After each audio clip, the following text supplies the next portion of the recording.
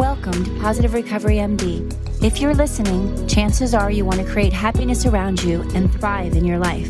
We're glad you're here and you've come to the right place. This podcast will inspire and motivate you to not merely survive your recovery journey. We'll give you the tools to build or strengthen your foundation to thrive and flourish in your life. In each episode, we will come together as a community to have authentic conversations around addiction, recovery, and what matters, growth and progress, not perfection, all while developing positive habits for you to utilize. To learn more, please visit positiverecovery.com/podcasts to sign up and to receive the daily positive interventions that we'll review, as well as gain access to exclusive Positive Recovery content available only to Positive Recovery MD listeners.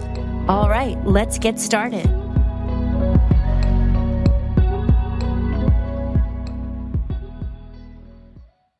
Hello, and welcome to Positive Recovery MD podcast. I'm Dr. Jason Powers, your host. In this podcast, we talk about issues and stories that matter, that surround human flourishing, and especially in recovery, which takes us to a very important day. August 31st marks International Overdose Awareness Day, a day dedicated to raising awareness and reducing the stigma of drug-related deaths and acknowledging the grief felt by families and friends.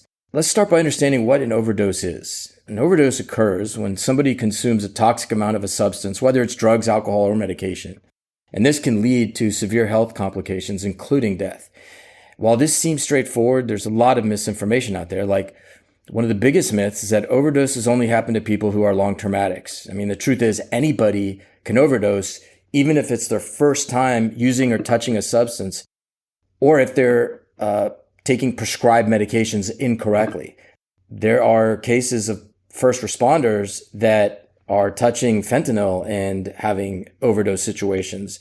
But also, so whether or not you've used before is immaterial. Other factors like body weight, overall health, and presence of other substances all play a role. Another myth about overdosing is that overdoses happen instantly, but they can happen gradually. A lot of times it seems like you see it happen just like that. But, a lot of times symptoms may not be immediately apparent, and it's hard to sort of decipher somebody just, kind of in a haze from using too much. But it's always crucial to act quickly, no matter what. If you suspect somebody's overdosing, give them naloxone. And if you're not sure what drug it is, it's fine. Give them naloxone. Another myth would be that you can sleep off an overdose, and nothing could be farther from the truth. This is very dangerous. If you overdose, you require immediate medical attention. Time is critical. So delaying help and seeing if they sort of just get over it on their own can result in death. A myth about helping, like, if you're with somebody who overdoses, calling 911 will get you arrested. But many places have Good Samaritan laws that protect individuals who seek help during an overdose situation. And it's always better to save a life than worry about potential legal issues. So what can be done to prevent an overdose? Well, education's key. People need to understand the risks and how to use substances safely if they choose to do so. Programs that provide clean needles, safe consumption spaces, and access to addiction treatment are useful and crucial. And also having Narcan accessible can save lives. So what are the pros and cons of Narcan? Narcan is an opiate blocker, an opiate antagonist that quickly reverses the effects of an opioid overdose. But because it has a short half-life, you may have to give it multiple times over the span of somebody's being in an overdose situation. Here are the pros. It's easy to administer. There's nasal spray or injection. It works rapidly, often within minutes. It's not addictive. It's not an opiate. It's just an opiate blocker. There's no potential for abuse. And many community programs provide it free or at a low cost. However, there are some concerns, like it only works for an opioid overdose, so it's ineffective against other substances like alcohol or benzos. And there is a fear that it might encourage risky behavior, like, well, I'm gonna go and do a whole bunch of this very powerful stuff because I have Narcan. But studies have shown that the availability of Narcan does not increase drug use. So like people they don't use more because there's Narcan available. That's a myth. And there can be severe withdrawal symptoms after its administration. So that can be distressing, but it's manageable with medical support, right? Like I remember when I was a medical student, the first time I saw Narcan administered was a sex worker who was non-responsive and basically, almost like comatose, right? Just, not breathing, not responding. She got this life-saving medicine and she quickly came to and was cursing everybody out, was very upset and was getting violent. Like literally it was very shocking to me because it seemed like this person whose life we just saved wanted to go back to that state and was very angry and very hostile and trying to be violent. So it's a real thing, man. There can be severe withdrawal symptoms, so just be prepared for it. Make sure that you have supportive care if possible, or get somebody to the right care. There's going to be a lot of International Overdose Awareness events. I know we're having one. At the end of the day, it is about taking action, like educating yourselves.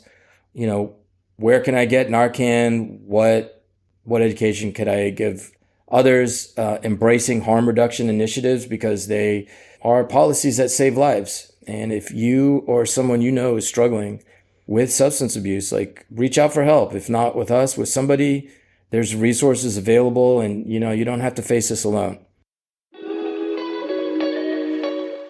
We are going to do day 189 out of the Positive Recovery Daily Guide. The quote is from Jean-Paul Sartre. We only become what we are by the radical and deep-seated refusal of that which others have made of us.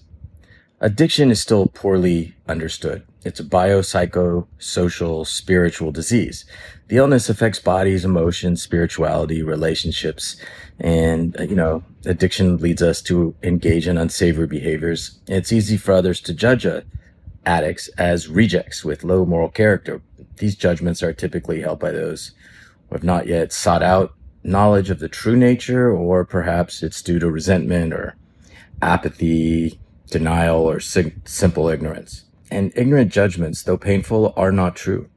Addicts don't need to accept external or internal shaming stories. After all, who has the right to write your own story? R-I-G-H-T to W-R-I-T-E, your own story. Someone else get to tell you who you are, what you stand for, and how you choose your perspective? Do you have to listen to a negative story, even if it comes from within your own head? The answer to both of these questions is a loud, resounding no. I love today's positive intervention. It's write your story in less than 3 paragraphs. Who are you, and what are your core values? What have you overcome, and how has your past created the person that you are today? Include how the past was required to produce this version of yourself today, armed with what little experience you had when you were in your disease. Include where you are headed in this moment as well. So I love this because human beings are always sort of projecting or prospecting, creating a future. And thank God, right? Because if we were stuck in the story of the past, a lot of us would have active disease, right? Just because of what you did doesn't define who you are today. Yeah, man, who I am today. My core values are in line with sort of my mission, which is to experience the joy of helping others flourish in recovery and in life. So because of that, I want to be of service. I want to nurture people, nourish people. I'm on a kick right now of making sourdough bread as if I have an active bakery and giving it away because why not, right? It feels good to feed people. It feels good to nourish others and sort of master also the delicate and challenging art of making, slow fermented sourdough. I've always said that we need a substitute, placeholder, something that is a meaningful distraction, right? Right now I got a couple. Used to be writing, might once again, but where you've been doesn't determine where you're headed. Create your story. Create the best possible version. Why not?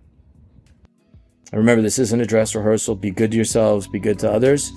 And until next time, this is Dr. Jason Powers with Positive Recovery's MD. Thank you for listening to this episode of Positive Recovery MD. Don't forget to visit positiverecovery.com/podcast to sign up to get your daily positive interventions sent straight to your inbox.